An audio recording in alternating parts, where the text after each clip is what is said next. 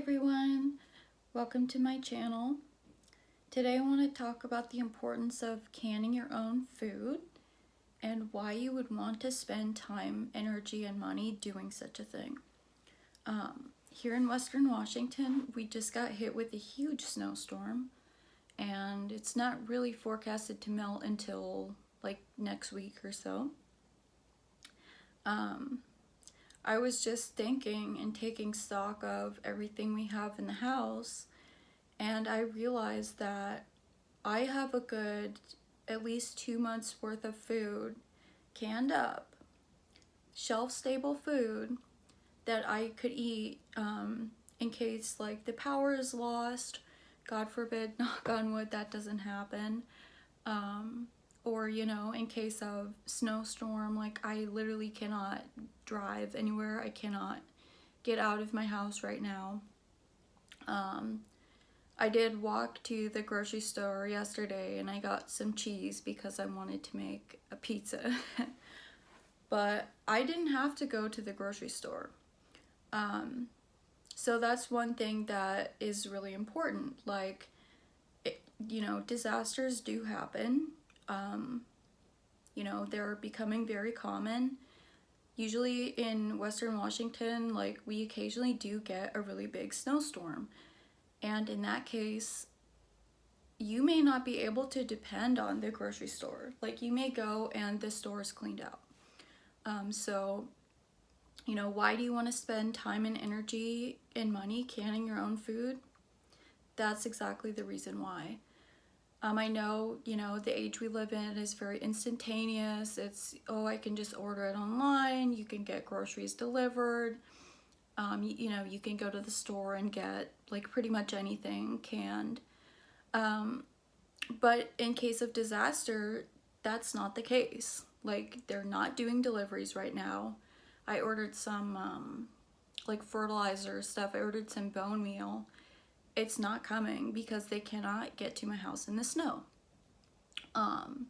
You just, at the end of the day, when disaster strikes, you don't want to be like, oh my God, I'm totally screwed. What do? I have nothing in the house. So that's why you would want to can your own food.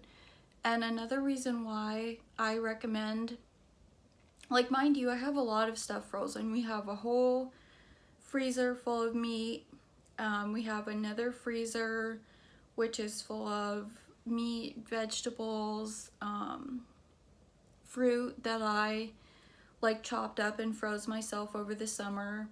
But in case you lose power, all that food is just gone. So that's another reason why you would want to do something like canning rather than freezing. Like obviously I recommend both, and I do both. Like I have tons of frozen food and I have tons of canned food. But just think about that, in case you lose power, any canned food that you have is going to be shelf stable, and you can just pop open the jar and eat it right then and there. You don't need to reheat it. You don't need to do anything to make it safe to consume. You just pop open the jar and eat it. So I wanted to show you guys just an example. This is my 2021 peaches that I canned over the summer. I put a nice little cinnamon stick in there. The other thing why I like to can my own food is because the peaches at the store that you get are so incredibly sweet. It's just way too sweet for me. So that's the thing with like home canning. You can just totally do stuff to your taste. Like I put cinnamon sticks and less sugar in my peaches, So yeah, I have like a whole, I'm not even gonna say a pantry, because to be honest, my pantry is full of, dried goods, beans, grains, what have you. I have a whole, I stash stuff in every room downstairs, all of my canned goods, which I'll show you guys. And this is all stuff that I did myself over the summer. I just was like, hey, I can get some fresh peaches and save them for the winter time, and then just in case, in case of disaster, then I have things. So I have canned fruit. I have a pressure canner. You have to have a pressure canner to can meat and such. So I have some pressure canned chicken. I have pickles. I have anything under the sun, pretty much, that can be canned. You name it, I did it. The only thing that I don't have canned that I would like to have canned is broth. Sad. But I make broth all the time. So I'm gonna show you guys basically where I have my little canned food stash. The other thing that, you know, I have obviously is, like I said, I have a good 50 pounds of rice, 10 pounds of oatmeal, flour, multigrain cereal, rice flour, you know, 10 packages of pasta.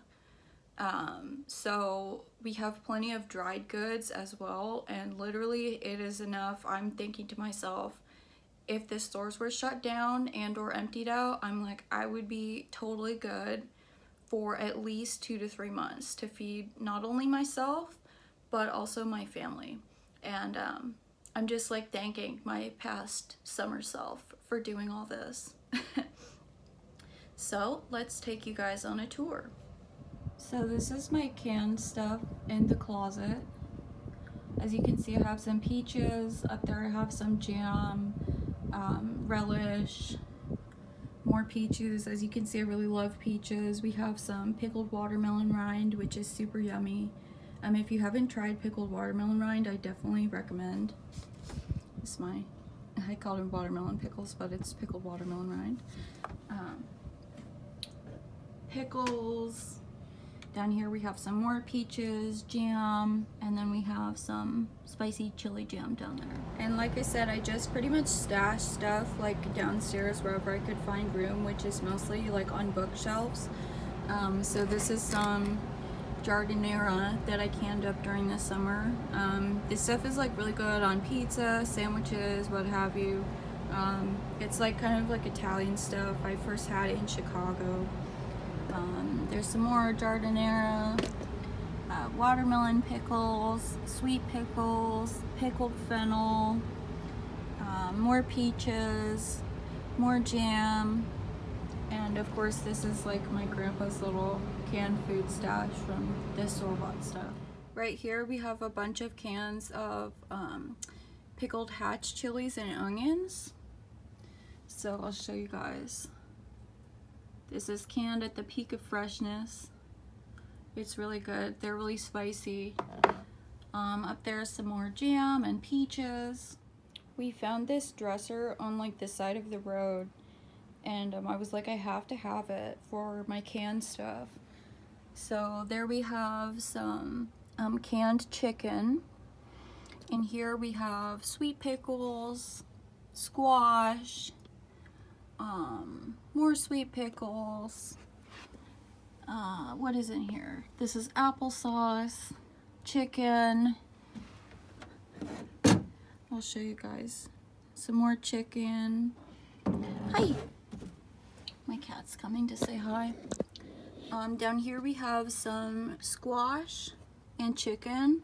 And I mostly give this stuff to my cats because they love chicken and squash. So, to be honest with you guys, like that is not even all of my canned food. Like I said, I have a bunch of cans of food just like stashed on various bookcases, like under tables, etc. Just finding, you know, I found places to store it, and I think it's stored pretty well. And as you can see, I have not only food for myself, but I also have a good amount of food for my cats. So, you know, just in case like the store I can't get anything, like right now, you know, in a snowstorm, they're cleaned the fuck out. Then, you know, there's good, healthy and wholesome food for my cats. My cats, I've tried feeding them the like canned cat food, the like cans of Friskies and stuff, but it gives them diarrhea, and so I really try not to give them that stuff. So what I do is I do I just boil chicken and I just roast some squash. And I do like chicken and squash and sometimes a little bit of rice too. And they love that stuff. And as far as I know, like it doesn't make them throw up. It doesn't give them diarrhea. So yeah, I just wanted to, you know, show everybody what is possible. I, especially over the summer, like I did not have that much money at all. But a jar or a case of jars at the time over the summer, I found cases for like $11 at this one store, and I just basically took the extra money that I had, and I got, you know, cases of jars, and peaches, when they're in season, they got down to 28 cents a pound. So let's see, I got 10 pounds for like $6, right? Well, what the fuck are you gonna do with 10 pounds of peaches? Obviously, you can them. And you save them for wintertime. But that's the thing, like canning, stocking up on food, it does not have to be expensive. In fact, if you do things like canning over the summer when stuff is in season, it can actually be a lot cheaper, versus like the pickles, for example. I made some sweet pickles when I got the cucumbers in season. I believe they were like, it was like $2 for like 6 cucumbers, which basically made like 2 jars of pickles. And each jar comes out to about $1. So that'd be like $1.50 per jar of pickles. And at this store, those same jars will be easily like $3 to $4. So that's the thing with canning your own food. It actually is a lot more cost effective, even though it's kind of, oh, well, like the pressure canner I think was like $130 or something. Like I said, a case of jars $11. Like you look at it as kind of more upfront cost, but at the end of the day, you save a lot of money doing that. And then, like I said, in case of disaster or anything where you can't get to the store, then you are just completely set and don't have to worry about getting food. So that's just my little, you know, explanation of thank you, summer me, for doing all this wonderful canning. So when, like now, when we did have an actual disaster strike, I'm set. I have nothing to worry about. I would just urge you to consider everything I've said and try to think, you know, can you do that in ways that works for you? Because you do not want to be in a situation where disaster strikes and you were not prepared. I really like, what's it called? Sutton's Days. She has this saying, she says, be prepared, not panicked. And I love that expression. It is a great expression. You do not want to be, when disaster strikes, panicking because you weren't prepared. Anyways, thanks for watching. I hope you found this video useful. I hope this gives you an idea of what is possible. And if you want to check out like how-tos on canning, I watch a lot of Sutton's Days. Like she has videos on like how to can everything. I did I followed her video on the pickled hatch chilies and onions. So yeah, that's my advice. Thanks for watching.